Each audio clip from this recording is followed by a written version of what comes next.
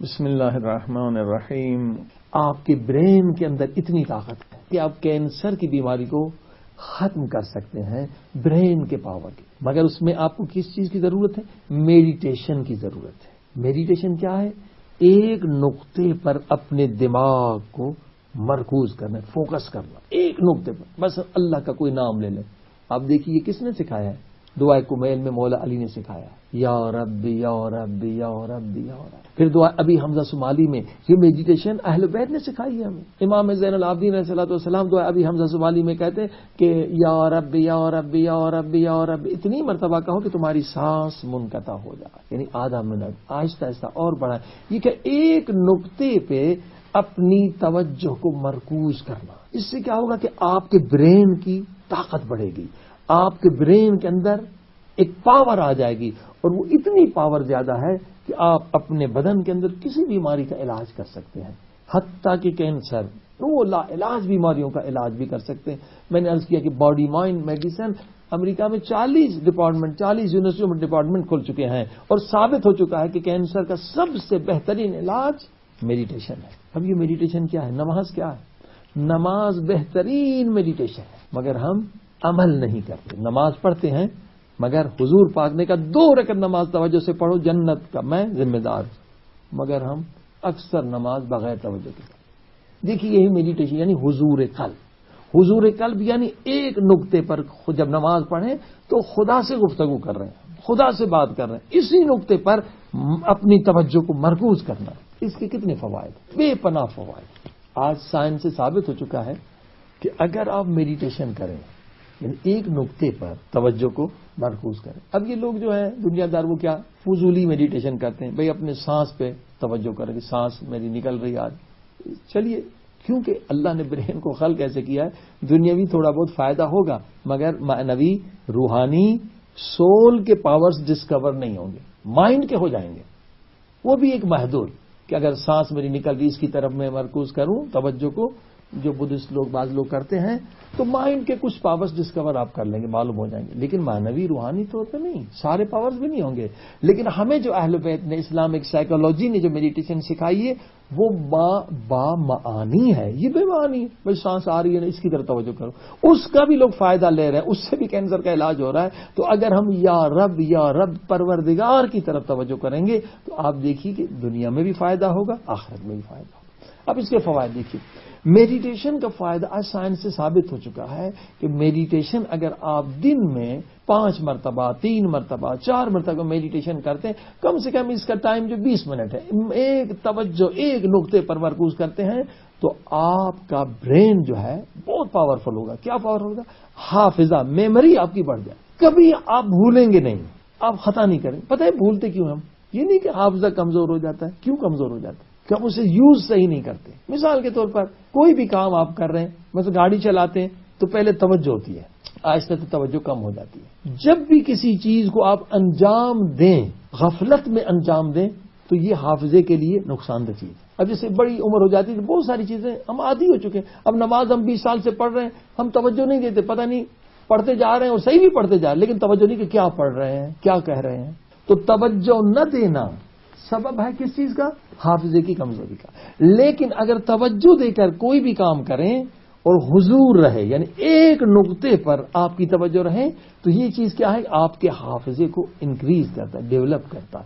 یعنی یہی نماز 2 رکعت پڑھیں آپ اس طرح سے کہ توجہ پروردگار کی طرف سے دیں، اپنے رب سے بات کریں، حافظہ یقیناً انکریز ہوگا۔ مثال میں دوں، حضرت آیت اللہ بہجت یا اس طرح کے عارف باللہ جو ہمیشہ حضور قلب رکھتے ہیں، صرف نماز میں نہیں باہر بھی ہمیشہ اپنے کو خدا کے حضور میں حاضر سمجھتے ہیں۔ یہی خدا کے حضور میں حاضر سمجھنا کیا ہے؟ ایک نقطے پر فوکس۔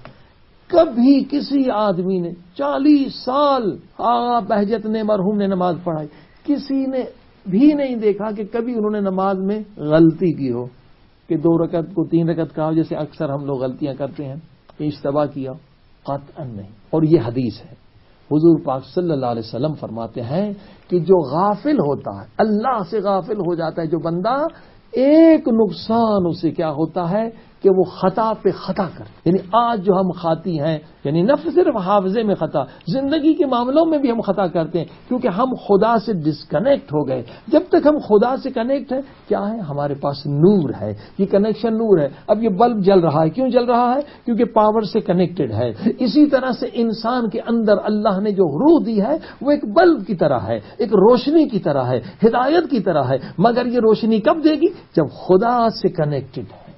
خدا سے، یعنی اگر ہم غافل ہیں تو خدا سے ڈسکنیکٹ ہو گئے. فرمایا غفلت کیا ہے؟ یہ اشتباہ، حافظے کا کم ہونا غفلت کا نتیجہ. اے مومن، اگر تو نماز میں غافل نہ رہے، اگر تو چلتے پھرتے خدا سے غافل نہ رہے، کبھی تیرا حافظہ کمزور نہیں ہوگا.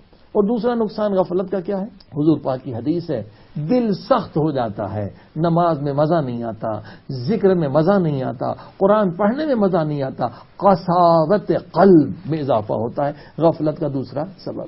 اور تیسری وجہ کیا ہو؟ تیسرا نقصان کیا ہوتا ہے؟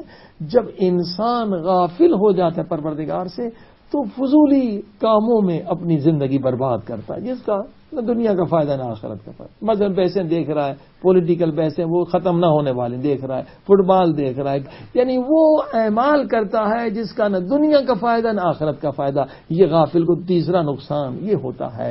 اور چوتھا سب سے بڑا نقصان، اپنے خدا کو بھول جاتا ہے. اور پروردگار سورہ حشر میں کہتا ہے کہ جس نے مجھے بھلا دیا اصل میں مجھے نہیں بھلایا بلکہ اس نے خود کو بھلایا.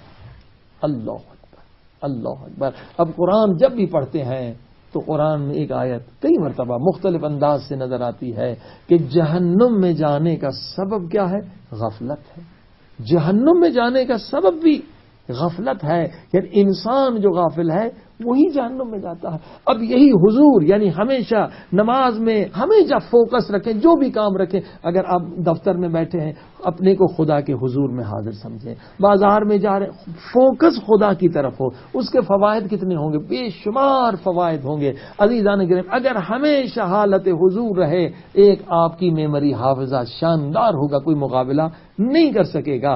اور دوسرا یہ ہے کہ اگر ہمیشہ حالت حضور میں ہوں گے تو آپ کا بیہیویئر جو ہے، اعمال جو ہے، کلن نورانی ہو جائیں گے. خدا کے حضور میں کوئی گستاخی کر نہیں سکتا، خدا کے حضور میں کوئی بے ادبی کر نہیں سکتا، خدا کے حضور میں کوئی گالی دے نہیں سکتا، خدا کے حضور میں کوئی حرام کھا نہیں سکتا، خدا کے حضور میں کسی کو تکلیف دے نہیں سکتا، خدا کے حضور میں کوئی ظلم کر نہیں سکتا. ٹوٹل کلن آپ کا بیہیویئر، آپ کے اعمال نورانی ہو جائیں گے. لوگ آپ سے محبت کریں، آپ ایک چکمہ، ایک مقناطیس بن جائیں گے، میگنیٹ بن جائیں گے. کیوں لوگ عاشقان خدا سے محبت کرتے ہیں؟ کیوں اولیاء خدا سے محبت کرتے ہیں؟ ان کے کردار کی وجہ سے.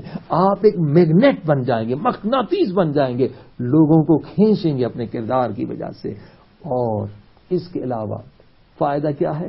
تیسرا بہت بڑا فائدہ یہ ہوگا کہ ہر طرح کا خوف اور ڈر ختم ہو جائے گا. آج جو اکثر لوگ پریشان ہیں دنیا میں، فوبیا، کتنے قسم کے یورپ امریکہ میں فوبیا، گاڑی میں بیٹھنے کا فوبیا ہے، جہاز میں بیٹھنے کا فوبیا، اکیلے رہنے کا فوبیا، فوبیا لاکھوں ڈالر خرچ ہو رہے ہیں. بھائی فوبیا ختم، خوف ہے لوگوں کو. خوف، یہ خوف کیا؟ یہ غفلت کی نجاست ہے. خوف، غیر خدا کا خوف، یہ غفلت کی وجہ ہے. جن سے ڈر رہے ہیں، لاکھوں روپے لٹا رہے ہیں، یہ فراڈی لوگ ان کو لوٹ رہے ہیں. جن کا اب تمہیں جن ہو گیا، تمہیں بھوت ہو گیا.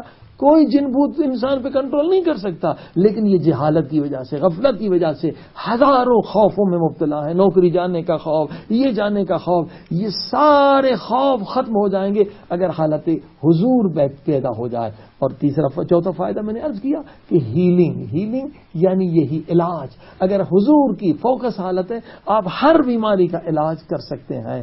اور چوتھا یا پانچواں فائدہ یہ ہوگا حضور کا، ہر طرح کا ڈپریشن ختم ہو جائے گا، افسردگی ختم ہو جائے گی. اور اس کے بعد پانچواں یا چھٹا فائدہ یہ ہوگا کہ آپ کی عقل بڑھ جائے. اللہ اکبر. دیکھیے عقل سے بڑی کوئی نعمت نہیں ہے. عقل جسمانی طور پر جتنی نعمتیں سب سے بڑی عقل ہے، اس کے اوپر روح ہے. عقل بڑھنا یہ دلیل ہے کہ یہ بہت بڑی نعمت ہے. مولانا علیہ السلام کا بڑا پیارا جملہ، بہت نورانی جملہ، فرمایا ہر چیز جو ہے وہ محتاج ہے عقل کی، اور عقل محتاج ہے ادب کا. اور یہ ادب تب آتا ہے جب انسان خود کو خدا کے حضور میں سمجھتا ہے. اللہ اکبر. اب اس سے بڑا کیا فائدہ ہوگا؟ آپ کی عقل بڑھ جائے گی. جب عقل بڑھے گی تو ہر چیز آپ کو مل جائے گی. اب اجتماع نہیں کریں گے. اللہ اکبر. عقل اس سے بڑھ جاتی ہے. اور اس کے بعد اگر یہ حضور آپ مل جائے تو آپ انلمیٹڈ پلیجر حاصل کر سکتے ہیں. لامحدود روحانی لذتیں انہیں ملتی ہیں جو ہمیشہ خود کو خدا کے حضور میں سمجھتے ہیں. اللہ کیوں ہم غافل ہیں؟ کتنے نقصانات کر رہے ہیں. پھر اس کے بعد یہ حدیث ہے کہ اگر حالت حضور میں کوئی مر جائے تو اس کا رتبہ شہید کے برابر. اللہ شہادت کا رتبہ، یعنی دنیا بھی جا رہی ہے، آخرت بھی جا رہی ہے. غفلت کی وجہ سے قرآن نے صفت بتائی، یہ جہنمیوں کی صفت ہے. اور اگر آپ حالت حضور پیدا کریں تو ڈسکور کر سکتے ہیں سارے چھپی ہوئی طاقتیں جو اللہ نے آپ کے برین دماغ کو عطا کی ہیں، اور وہ ساری طاقتیں جو اللہ نے آپ کو روح کو عطا کی ہیں. اور دنیا کے سارے پرابلمز کیوں ہوتے ہیں؟ ایموشن پہ کنٹرول نہ کرنے کی وجہ سے. انسان کبھی قاتل ہو جاتا ہے جذبات پہ کنٹرول نہ کرنے کی وجہ سے. کبھی انسان بڑے بڑے گناہوں میں مبتلا ہو جاتا ہے ایموشن پہ کنٹرول نہ کرنے کی وجہ سے. اگر حالت حضور کو آپ پالیں، آرام سے اپنے جذبات پہ آپ کنٹرول کر سکتے ہیں. لیکن اس سے بڑی بات سنیں، اس سے بڑی نعمت سنیں. اگر آپ حالت حضور کو حاصل کر لیں، ہمیشہ خود کو خدا کی دربار میں سمجھیں، اللہ اکبر، وہ نعمتیں ملیں گی جو آپ تصور نہیں کر سکتے، آپ سوچ نہیں سکتے. اب یہ روایات اہل بیت کی مسلسل روایتوں کی بارش ہے کہ جو حالت حضور میں رہتے ہیں انہیں خدا اپنے اسماء کی تجلیاں عطا فرماتا ہے. پتہ ہے یہ اسماء کی تجلی، آپ دعا پڑھیں، مناجات شعبانیہ پڑھیں، یہ ہر معصوم کی دعا ہے، ہر امام نے دعا مانگی ہے، اے خدا مجھے اسماء کی تجلی نصیب فرما. اور اسماء کی تجلی پتہ ہے کتنی بڑی نعمت ہے؟ اس سے بڑی کوئی نعمت نہیں ہے. جن عرفاء کو یہ تجلی ملتی ہے اس قدر وہ لذت میں ڈوب جاتے ہیں. یہ حقیقت بتا رہا ہوں. آیت اللہ حسن زادہ عاملی فرماتے ہیں، آیت اللہ جواد عاملی، یہ بڑے بڑے علماء فرماتے ہیں جنہوں نے مشاہدہ کیا، ایسے لوگوں کو دیکھا ہے کہ جب ان پر تجلی پڑی تو 7 دن نہ انہیں بھوک لگتی تھی، نہ انہیں پیاس لگتی تھی، نہ انہیں احساس ہوتا تھا. یہ تجلی ہے، اس سے بڑی کوئی نعمت نہیں ہے. دیکھیے ایک اس میں تجلی خدا کی، ایک اس میں خالق کی تجلی سے یہ پوری کائنات بنی. اب آپ اندازہ لگائیے کہ تجلی کتنی بڑی نعمت ہے. تجلی سے روح کی چھپی ہوئی طاقتیں ظاہر ہوتی ہیں. اور دیکھیے اسماء پروردگار کی تجلیوں کو اگر دیکھنا ہے تو کربلا کے میدان کو آ کے دیکھیے. امام حسین نے یہ عشق کا پیغام دیا ہے، آ جاؤ کربلا. دیکھو ایک ایک شہید نے کیا کیا تجلیاں حاصل کی ہیں. سبحان اللہ. اے مولا حسین ہمیں بھی یہ نور عطا فرما جو کربلا کے شہیدوں کو خدا نے عطا کیا.